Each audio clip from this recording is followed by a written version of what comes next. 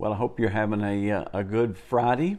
Even though it's not Good Friday, we're just 1 week away from Good Friday. And as we're moving closer to Holy Week, I want to remind you that starting Monday, we'll walk through what happened to Jesus on that day. So in other words, we'll follow each day in the life of Jesus and kind of walk with him through that week that changed history and changed everything. Leading up to a Good Friday service on at 7 o'clock on Friday, and then also a wonderful celebration of his resurrection on Easter. You're going to hear more about it. It's going to, some great stuff coming. Have you ever just, I had one of those days when just a lot was going on, and you just kind of felt sad. You kind of felt overwhelmed. I know with the coronavirus scare and everything we're having to do, the stay at home, and just life is so different now. Nothing is normal. It would be enough just to have that going on, but at the same time, stuff still happens, right? And so you just every once in a while feel really just overwhelmed with it. That's kind of one of those days for me. This has been just one of those days, stuff happening and dealing with everything that we're walking through together as a community, but also as a church. One of the things that I found that makes so much difference is get your mind on somebody else. Start praying for somebody else. Start thinking about somebody else. And actually find a way to serve somebody. Now, the place we are in Scripture speaks directly to that. I mean, it's a great place. And so I want you to think about it. Let me tell you, you're going to hear some stories in the days to come of things that were done during this season that some of our members have found ways to serve. In fact, there's some things we're looking at as a church that there might be an opportunity for you to be involved in serving that will be, I think, memorable in every way. So I just think this is a time to serve. This is not a time to think just of ourselves and the inconvenience or what's going on with us, but to try to figure out how can we serve? How can we bless somebody else's life? So you really have a choice to make. You're either going to be a servant or a celebrity. Now, I know we're not celebrities, but the truth of it is we can act like one. We can be a diva. We can be, someone who thinks that everything should revolve around us or everything should happen exactly the way we think it should happen. And when it doesn't, we are all upset. Or we can just have the attitude, it doesn't matter. I'm not the one that matters most. I want to think of others before myself. That's exactly what the mind of Christ is in Philippians 2. Well, there's a story in the Scripture in Mark's Gospel. Now we're in Mark chapter 10. And verse 32 actually says this, and they were on the road going up to Jerusalem. So now everything is turned toward Jerusalem. I mean, literally, this Sunday is what we call Palm Sunday, the day that he entered the city. So literally, everything from this point on, we're moving toward the city. Now, what's interesting about that is the timing of what I'm about to read to you. Okay, so he's headed to Jerusalem. He only has 1 week left on this earth in the flesh, knowing him as they knew him. And he would be crucified a week from this day. So he's got 1 week. He's just predicted his death the third time. Now, 3 times for the disciples. He told them, I'm going to suffer, I'm going to die. Now watch what happens after the third time. They're on the way to Jerusalem, where he will suffer and die. And James and John, the sons of Zebedee, came up to him and said to him, Teacher, we want you to do for us whatever we ask of you. And he said to them, What do you want me to do for you? And they said to him, Grant us to sit one at your right hand and one at your left in your glory. Now, let's just stop for a moment. They had the audacity to ask, right after he's told them the third time that he's going to die, 1 week left in his life. And what is their question?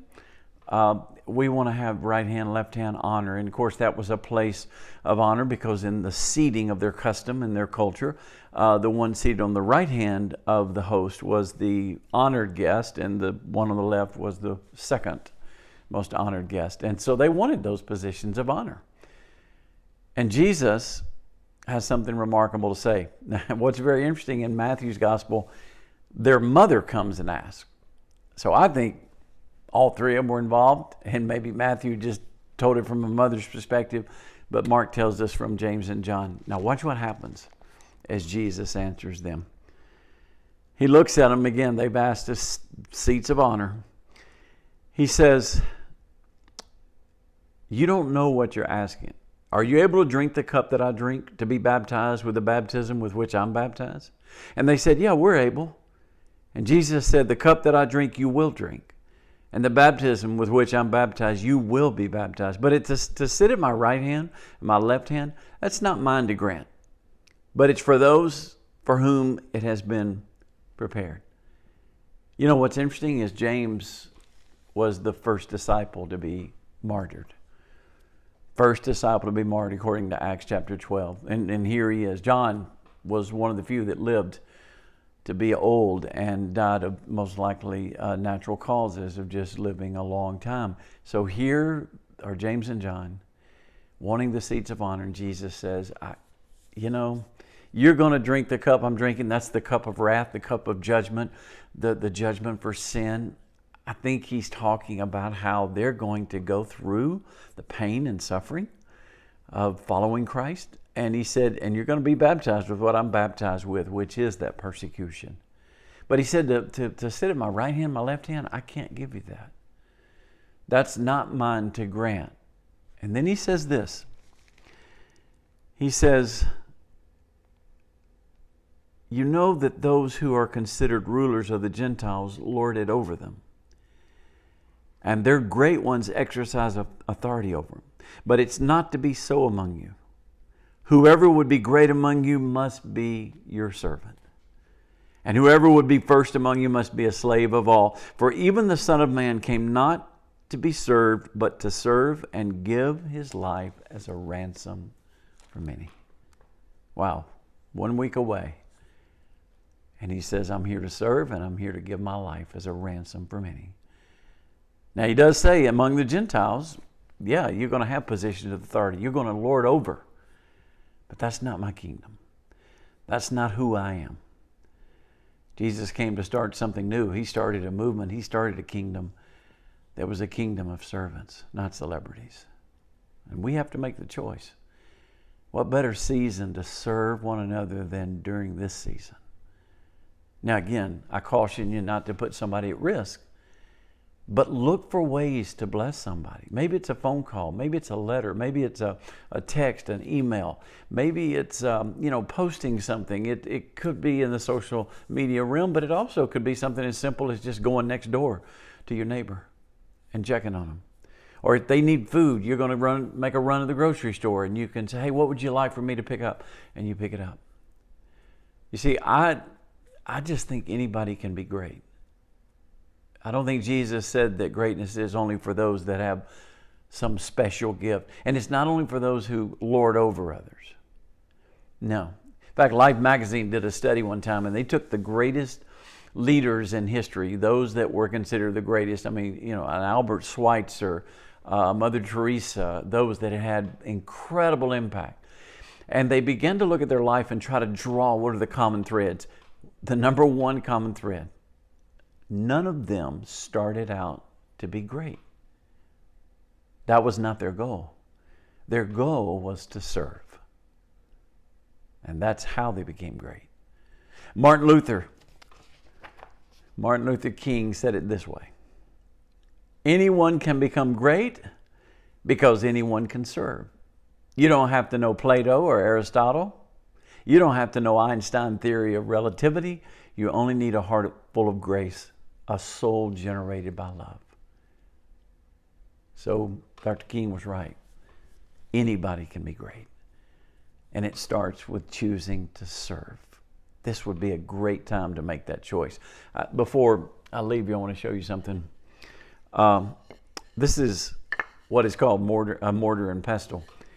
It's obviously an old way that medicine was, mixed.